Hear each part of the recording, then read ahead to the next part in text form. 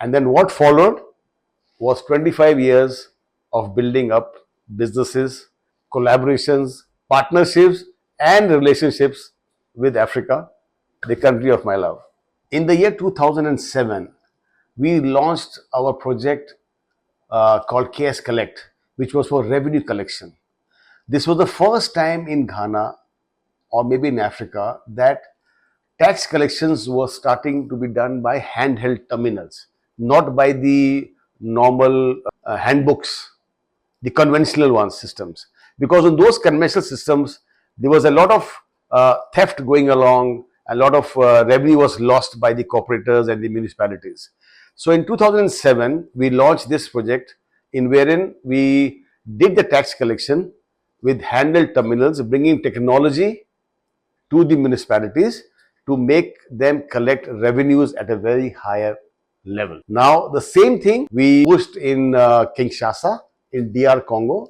I think that was the year 2012, wherein we did the same project in a state called Kananga, where we did around 62 different types of taxes were collected on one single handheld terminal.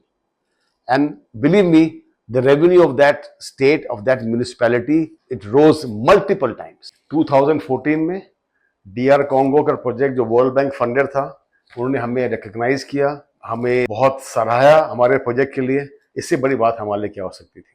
कनांगा state में वो project किया था हम लोगों ने, वो उसका revenue करीब 200% इंक्रीज हुआ, जो कि बहुत बड़ी चीज थी उस स्टेट के लिए. इन बेनिन, इन द कोकोजी market, we started giving smart ID cards to every shopkeeper for their revenue collection, for the tax collections, and it had full transparency of the revenue which was generated by the marketplace. Those who know Africa, they know Africans love their football. Like in India, the craze is about cricket. In Africa, the craze is about football. So we were so lucky that we were given this project to handle the management of the stadiums during the Africa Cup of Nations, which was held in Ghana. In the year 2008, we did one of our biggest projects, which was handling the Africa Cup of Nations, which was held in Ghana. There were 4 stadiums, 40 matches, 1.4 million spectators, and we had constructed about 60 turnstile gates in every stadium. That was a huge event. Like nowadays we see these IPL matches going on. In 2008, to host and to manage such a big event was something just out of the world. And we all sitting in the stadium and said, yaar, kitna bada kaam kar diya, kamal ho gaya. In the year 2010 to about 2014, we set up assembly plants for mobile phone manufacturing and for laptop manufacturing and assembling.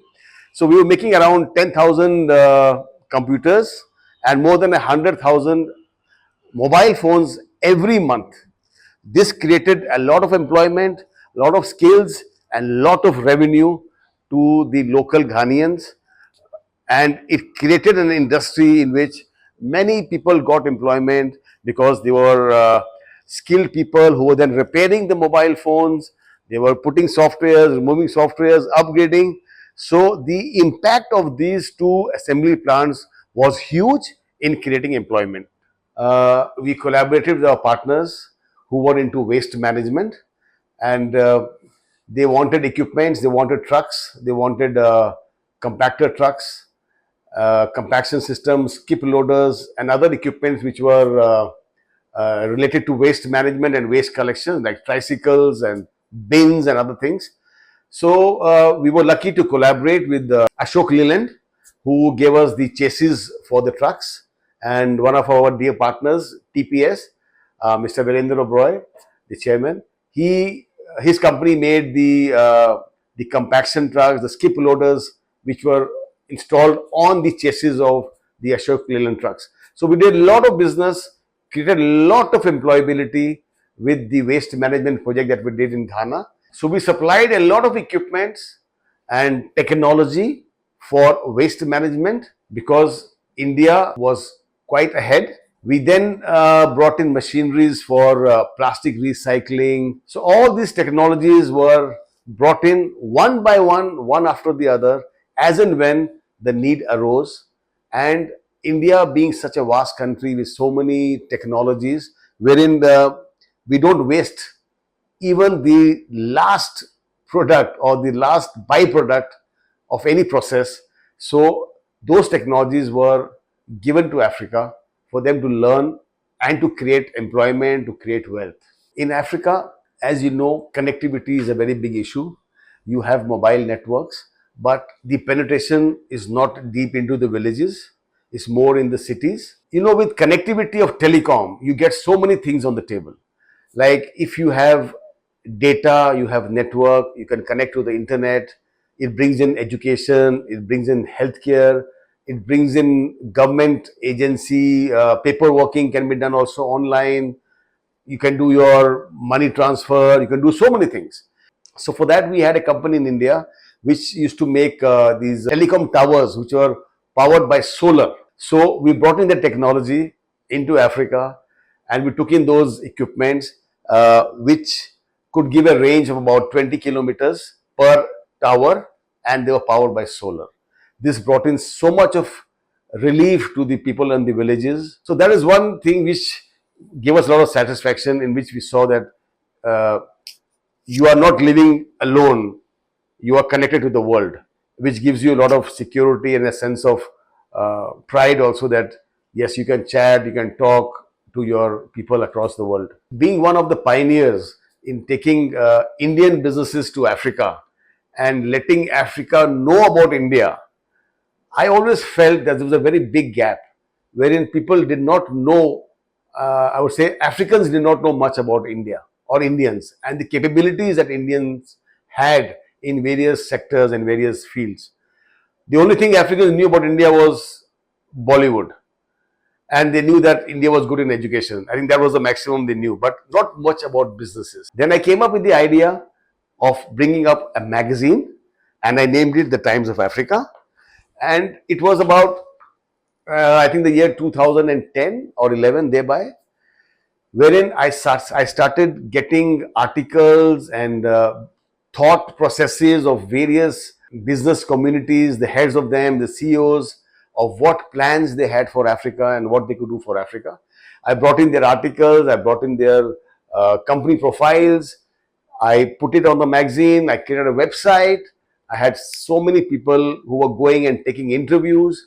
I would say that any African dignitary coming from Africa and landing up in India, I would be the first person or one of the first persons going to talk to them, going to discuss with them regarding the purpose of visit to India and how we, as the Times of Africa, the platform which we gave them, could help them and to assist them to find the best product which they wanted from India. उनके लिए फिर मैंने एक platform बनाया, opportunity Africa, जहाँ पे मैं buyers और सेलर्स को बेसिकली एक साथ लेके आता था. हम डेलीगेशन मीटिंग करते थे, हम मिलते थे, डिस्कस करते थे हमारी नीड्स और कैसे इंडियन बिजनेस हाउसेज और मैन्युफैक्चरर्स अफ्रीकन बिजनेस हाउसेज के लिए वो प्रोडक्ट बना के दे सकते थे या उनके लिए काम कर सकते थे. अफ्रीका में जो एक सबसे बड़ी कमी है अपॉर्चुनिटीज, जॉब रिलेटेड अपॉर्चुनिटीज. इसका मतलब ये है कि वहां पे बहुत परसेंटेज ऑफ पॉपुलेशन जो है वो यूथ है, जहाँ पे वो कॉलेज से ग्रेजुएट करते हैं या अपने कोर्सेज करते हैं या स्किल डेवलपमेंट कोर्सेज करते हैं, बट उनको कोई गाइड करने वाला बंदा नहीं होता, कोई कंपनी नहीं होती जो प्रॉपरली उनकी हैंड होल्डिंग करे और उनको बिजनेस सिखाए कि कैसे करना है. सो उसी टाइम के आसपास मैंने एक प्रोग्राम बनाया जिसका नाम रखा लेट्स डेप, local enterprise skills development and educational program. The focus of this program was to create training and employability amongst the youth of the country. इस प्रोग्राम के अंदर हमने क्या किया, हमने जाके सरकार से बात करी, we spoke to the governments, we asked them what is your need, what is the percentage of unemployed people in your country, कितने लोगों को नौकरियां चाहिए होंगी वहां पे और किस एरिया में नौकरी चाहिए. इस काम में सबसे इंपॉर्टेंट थी उस प्रोग्राम को स्ट्रक्चर करना और उसकी प्लानिंग करना. Like any other country in the world, Africa as a continent has the same problem of youth employment.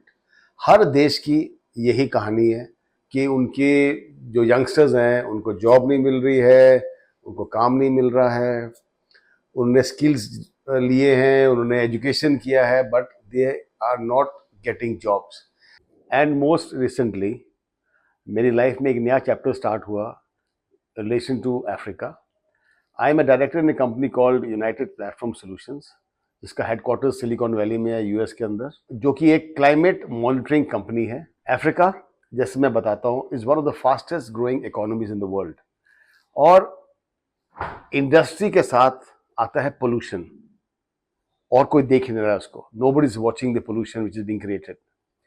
तो हमने एक नया प्रोग्राम लॉन्च किया है जिसका नाम है AOCEMS, Africa online continuous emission monitoring system.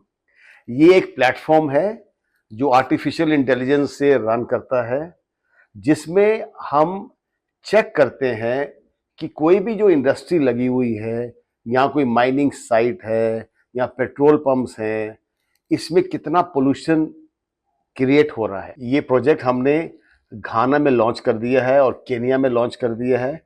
अब इस प्रोजेक्ट को हम इसका पायलट फेज चल रहा है नाइजीरिया में और टंजानिया में। My family is a third generation into Africa. My father, my mother, they were there in Africa as doctors. I went into Africa as a businessman, and now even my son is also in Africa now, looking after my businesses which I created. I have sat across tables with presidents, with ministers, ICT ministers, health ministers, trade ministers, and discussed about opportunities which are available in India. I have worked with them extensively to set up Indian businesses into Africa and African businesses who can benefit from India. Right here in Delhi, I have spoken across so many forums, so many seminars, summits, just to tell people how India is a place for Africans to come and take technology, and for Indian businessmen to understand how Africa is a place where to go. We have helped so many Indian businessmen to establish their businesses into Africa. I have gone across setting up meetings for the Indian businessmen, from getting their visas to getting their contracts, for getting their first meetings done to getting their businesses established into Africa. That's my legacy which I have with me. लेकिन लेकिन जो सबसे अच्छी चीज मुझे लगती है वो is my satisfaction, in which wherein I have helped people to establish their businesses into Africa. And today, along the way, I have started my own Instagram channel. It's called Business Wisdom by Kirit. This is a platform where I share my experiences with all my fellow Indian businessmen who want to establish themselves into Africa. I talk to them, I relate to them. It just started one day, and then we got about 800 followers, and today, within just 3 to 4 months, we have more than 30,000 people who are along with me working and looking at Africa as a destination for them to start their businesses. I am there available to tell my experiences, to let people learn from my experiences how they can establish themselves into Africa. And let me tell you very seriously, every message coming to me, every DM coming to me, I take it very seriously and I take it to my heart. I feel that I should be there helping people how to enter the market, how to explore the market, and how to explore the opportunities into Africa. And this is what exactly made me to tell you my story, my journey as to how I started into Africa. My YouTube channel will only exist because of you guys, because you are the ones who want to learn from my experience, and wherein I'm here to tell you how to do it. I'm here to tell you exactly how you can take it forward. I don't have a secret, I have a principle. Clarity comes by doing things, not by just thinking or overthinking. We have to do it, we have to start at some point. This channel is something I wish someone would have told me 28 years back, wherein I could learn from somebody. But at that moment, there was nobody to tell me. I am the one who has really gone through the drilling, gone through the filtering, and gone through the pain of how to establish myself into Africa. Welcome to Africa. And always remember, Africa is not the future, Africa is now. And as the saying goes, it's the time for Africa. If you're learning and building your business into Africa, then please subscribe to my channel.